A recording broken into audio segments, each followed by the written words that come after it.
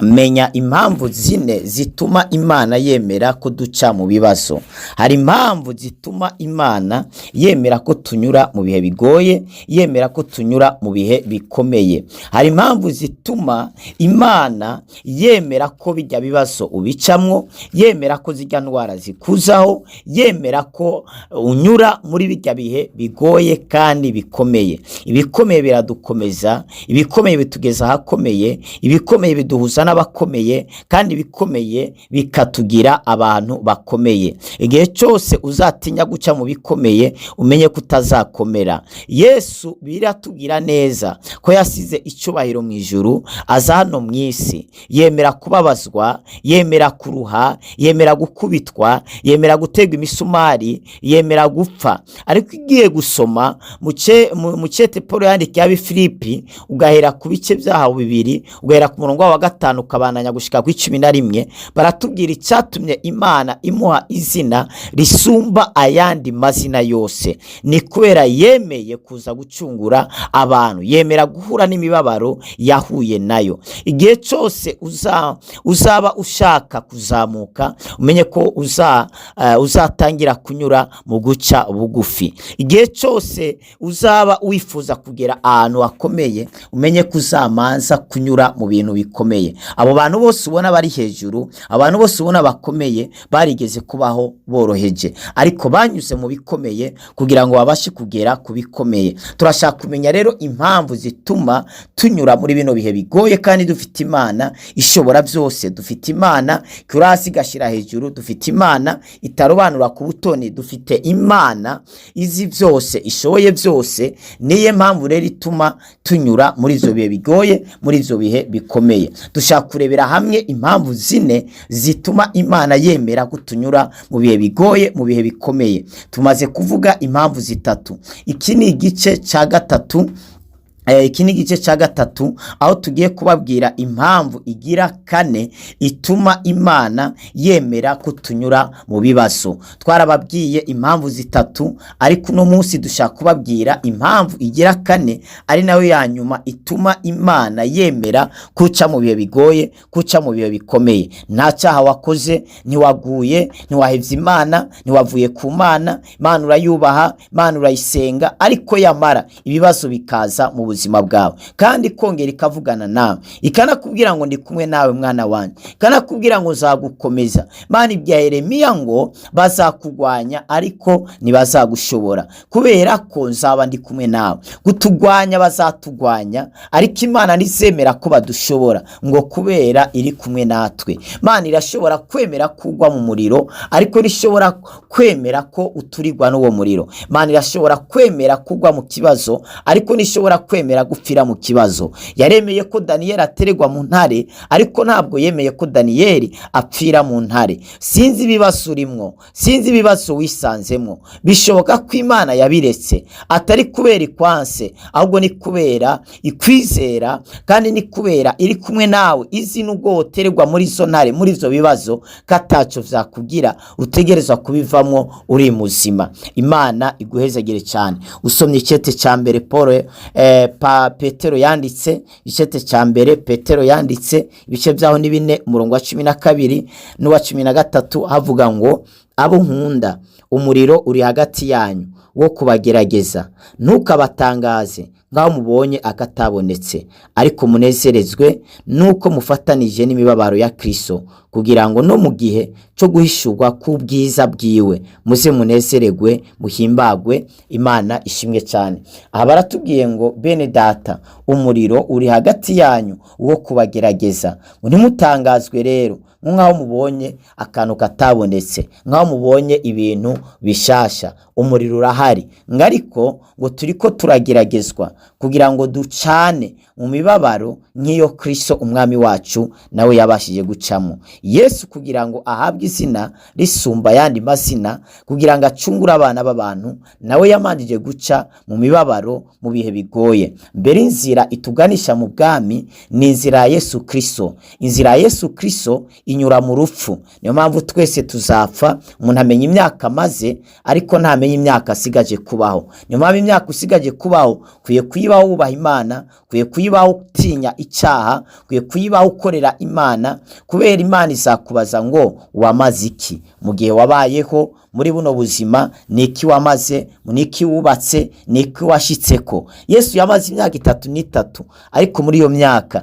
yakoze igikorwa gikomeye cyazanye impinduka ku bantu amamiliyari, na n'ubu abantu baracakira, baracakizwa, baracyahinduka bitewe n'igikorwa Yesu yakoze. Ikintu cya kane rero gituma Imana yemera ko duca mu bibazo, imba ishaka kureba icyizere uyifitiye, ibishaka kureba ko uyizera, kwikunda vy'ukuri. Imana ibishaka kureba ko uyizera, kandi ibishaka kureba kwikunda vy'ukuri. Imana yaratweretse urukundo rwayo, bivuga ngo yatanze umwana wayo, kugira ivyo byose yabikoze kubera urukundo. Birici tubwira nk'uko Imana nayo yadukunze, yatweretse urukundo, ngaba ariko natwe dutanga imibiri yacu kubwa bene data, bariko natwe dutanga ivyacu kubwa bene data. Imana ibwira Aburahamu, naguhaye umwana, ariko mwana naguhaye jewe ndamukeneye. Aburahamu aravuga ngo Mana, sinaharira nawe, nimba mukeneye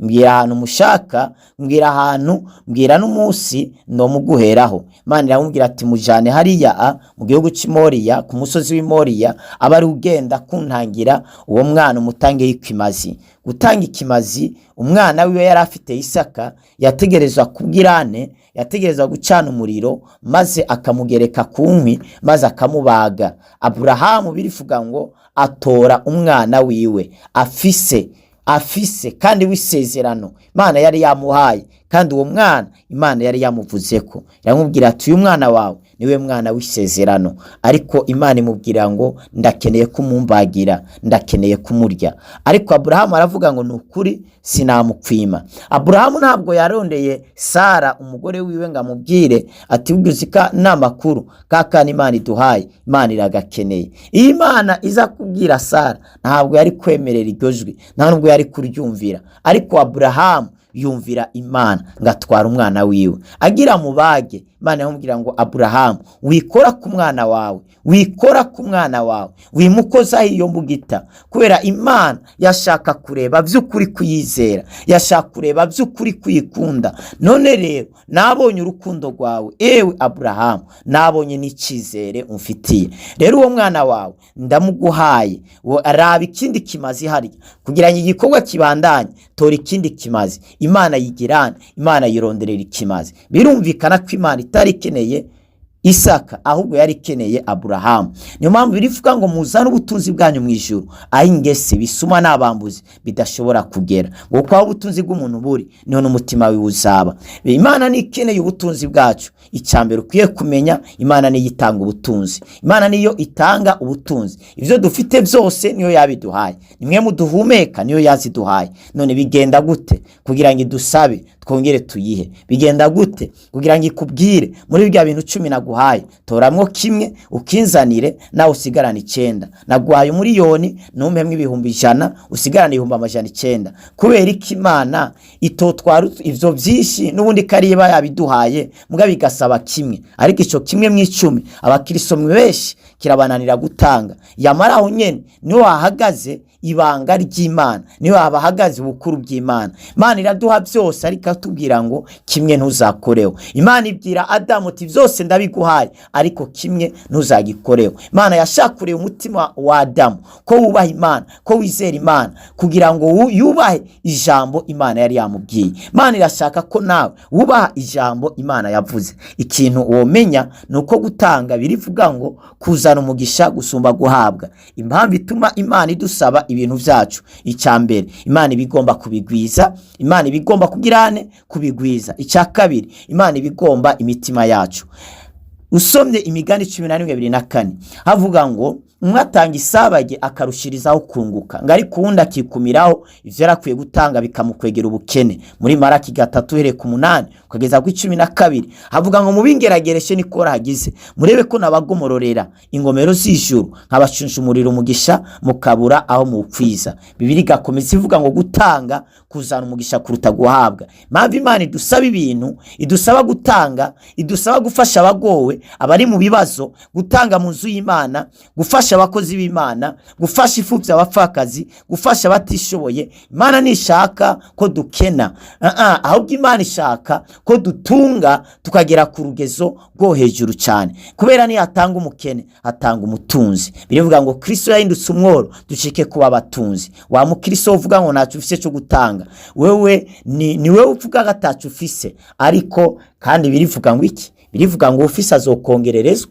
ariko udafise ngazokwakwa n'icyo yarafise. Birumvikana ari abantu bafise ariko batazi ko bafise, niyo mpamvu muzokwakwa n'ivyo mwari mufite. Imana ihabwe icubahiro. Ndashaka tubandanye kino kintu rero ca kane, naco ndangirijeho. Iba ishaka kureba icizero uyifitiye, iba ishaka kureba ko uyizera, ko uyikunda vy'ukuri. Imana ishimwe cyane. Ariko ndababwira ati impamvu zituma Imana idusaba ubutunzi bwacu, idusaba gutanga. Impamvu ya mbere ibishaka umutima wawe, impamvu ya kabiri ibishaka kuvisa ubutunzi bwawe, impamvu ya gatatu ituma Imana idusaba ivyo dutanga, ibishaka ngo inyuma ya buno buzima uzabona ikintu wirata. Inyuma ya buno buzima ko birivuga ngo nidupfa ngo tuba dusinziriye, ndavuga bari muri Kristo, ngo kandi ibikorwa twakoze ngo bigenda bigizene, ngo bigenda biduherekeje. Imana gutwara Yobu ubutunzi bwiwe bwose, Imana ikemerera Satani katwara ubutunzi bwiwe bwose,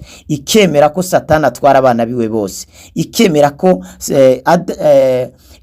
ko Yobu agwara n'indwara. Imana suko yanka Yobu, ahubwo Imana yarakundaga Yobu, ahubwo Imana yashaka umutima, yo yashaka umutima wa Yobu. Na Satani ntiwibaze ngo gutwara biriya bintu byose Yobu yarafise ngo yoba yarakeneye bijya bintu Satani. Satani nta nzu yawe akeneye, Satani nta modoka yawe akeneye, mbere n'abajya barozi ntiwibaze ngo bakeneye ajya amafaranga yawe. Nimba baza ukazi kawe bakaguteza inyatsi ngo ntudandaze ntutere imbere, Imana ikemera kiyo nyatsi iza, ntiwibaze ko Satani akeneye arya amafaranga. Ntabwo akeneye arya amafaranga, wapi, ahubwo akeneye umutima wawe. Umutima wawe uve ku Mana. Niyo mpamvu ibibazo uri kurahura navyo nibitume uheba Imana, nibitume uva ku Mana. Izo ntege areboshate sinzi ibintu uri kurabamo, ariko nibitume utakaza agakiza kawe, nibitume utakaza gukorera Imana, gusenga Imana no gutangira Imana. Ibintu byose uri kurabamo nta cyaha wakoze n'ivyo, ko ndazi ko abantu iyo umuntu ariko araca mu bihe bigoye by'ibibazo bibaza ngo ni ibyaha ducamo. Imana turayisenga n'ivyo kandi tukayuba kandi tukayikorera, ariko tukabandanya tunyura mu bibazo. Suko Imana itwanga, Imana iradukunda cyane, ahubwo nuko Imana itwizera, ahubwo nuko Imana ibishaka natwe twerekana urukundo dukunze Imana, twereke Imana ko tuyizera, ko tufitiye icyizere cyo kuvuga ngo Mana nubwo bimeze uko ndakwizera kandi ndagukunda. Daniel aravuga ngo nubwo intare zindindiriye ariko izina ryawe rihabwa icubahiro. Usomye Daniel 6:10 birivuga ngo Daniel yabandanije afukama gatatu ku munsi asenga Imana ye, ayikengurukira ngo nkuko yarasanzwe abikora. Birumvikana ko Daniel ntiyigeze agira ubwoba, ntiyigeze areka gusenga Imana ngo kubera intare ziri imbere yiwe, ariko yabandanije yubaha Imana. Muri ivyo bihe nyene yariko aracamo yakomeje ashira hejuru izina ry'Imana. Imana iragomba mu bihe bigoye bikomeye uri kuracamo ubandanye ushimira Imana, ubandanye uyizera. Yo baravuga ngo mbega tuzashima Imana mu bihe byiza gusa, no mu bibi navyo nidushime. Imana igomba ko dushima mu bihe byose. Nagira mbabwire igihe ushima mu bihe bigoye, mu bihe bikomeye, iryo shimwe riraduga ku Mana, iryo shimwe riraduga ku Mana, iryo shimwe kandi rituma Satani ababara gusumba. Niyo mpamvu Imana igomba ko dushima mu bihe byose. Aleboshi amakando birivuga ngo munezererwe mu mwami wacu Yesu, ngo ndabisuye ngo munezererwe. Mwisi nta munezero ubayo, umunezero uri muri Kristo Yesu. Nunezererwa wabuze akazi, ukanezererwa uri kuraca mu bihe bikomeye, Imana yo mwijuru uri kurayesha icubahiro. Satani nawe aba ari kwaramarara kuko yakunyujije muri ivyo Satani kugira ngo aguteze umubabaro atuma uva ku Mana. Ariko nawe nuguma ku Mana uzabunesheje Satani, nubandanya wubaha Imana uzabuhesheje ishema Imana yo mwijuru. Imana irakwizera, Imana nawe irashaka kuyizera, kwigirira icizere, uvuge ngo Mana ndazi neza kuzankorera mariage, ndazi neza kuzama akazi, ndazi neza kuzandenganya bino bihe bigoye, nubwo ndiko ndabicamo ariko ndazi kuzabindenganya. Imana iguha umugisha. Data turagushimiye kubw'ijambo ryawe, turahezagiye umwene data, sinzi ibihari karacamo ariko ndamusengeye mwe kukwizera, mwe kukwizigira nawe mu izina rya Yesu Kristo, kwizera kwiwe kuzamuke. Urakoze, ndagushimiye. Abagwayi nibakire, ababoshe babohoke mu izina rya Yesu, amen. Bishoboka gudukurikiranye uri ku rubuga rwa YouTube, ndagomba kugusaba gukanda subscribe cyangwa sabone. Rabantu handike sabone cyangwa subscribe akuri screen yawe, maze uhakandeko, maze ongera upartage ku bandi bantu. Nturengana udashyizeho like, icyagufashije cyandike muri commentaire. Ukaba uri kuri Facebook, reka ngusabe gukanda follow kuri no channel cyangwa suivi. Imana iguha umugisha kugira ngo igihe cyose duzizeho ibiganiro uwa mbere ubikurikirana. Bishoboka kuri muri groupe, sangiza abandi ino audio. Imana iguhezagire cyane, Imana iguha umugisha. Warahezagiwe, turabakunda. Mwari kumwe na Apostle Nduwakristo Glory Shine. Wifuza gusengerwa cyangwa ufise ikibazo, ufise inzozi warose zirakuzazanira, WhatsApp yacu ni +257 65 57 339. Kigwa kirakomeje, tuzobabwira muri parti ikurikira ni gute rero kwifata mu gihe ukuraca muri ivyo bihe bigoye, maze ukabasha kugera ku Imana yavuze.